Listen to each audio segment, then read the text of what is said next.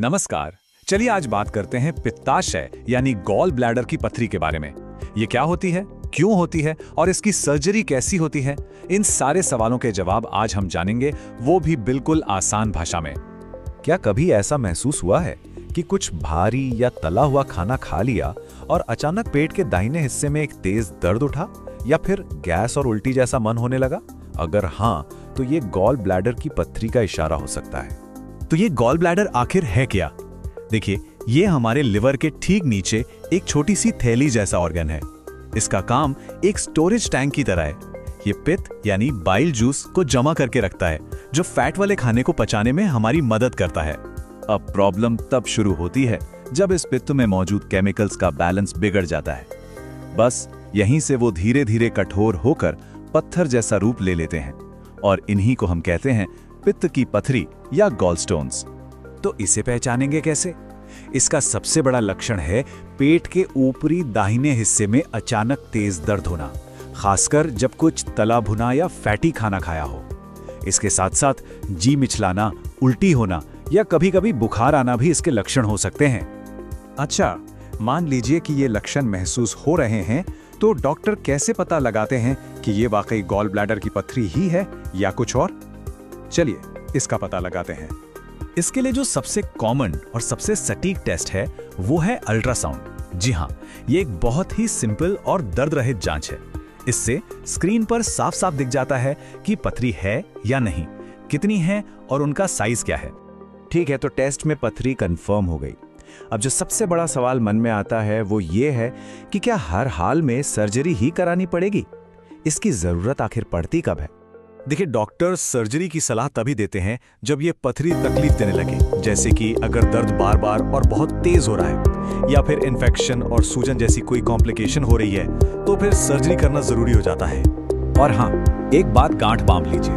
अक्सर लोग सोचते हैं कि दवाओं से यह पथरी खुल जाएगी, पर सच ये है कि ऐसा होना लगभग नामुमकिन है। इसलिए जब लक्षण दिखने लगे तो सर्जरी ही इसका पक्का और परमानेंट इलाज माना जाता है। अब आते हैं सर्जरी पर। इसका मेडिकल नाम है लैप्रोस्कोपिक कोलेसिस्टेक्टोमी। नाम थोड़ा मुश्किल है, लेकिन तरीका बहुत ही मॉडर्न और आसान है। इसे आम भाषा में की होल या दूरबीन वाली सर्जरी भी कहते हैं। तो इस की होल सर्जरी में होता क्या है? इसमें कोई बड़ा चीरा नहीं लगता। पेट पर बस 3 से 4 बहुत छोटे कट लगाए जाते हैं। एक कट से एक छोटा कैमरा अंदर जाता है और सर्जन स्क्रीन पर देखकर बहुत ही सफाई से पथरी समेत पूरे गॉल ब्लैडर को बाहर निकाल देते हैं। और पता है सबसे अच्छी बात क्या है? ये बहुत ही तेज प्रक्रिया है। सर्जरी में सिर्फ आधे से 1 घंटा लगता है और मरीज को अस्पताल में भी बस 1 या 2 दिन ही रुकना पड़ता है। लेकिन हाँ, मन में एक सवाल तो आता ही है कि शरीर का एक अंग निकाल देना, क्या ये सेफ है? इसके बिना हमारा काम कैसे चलेगा?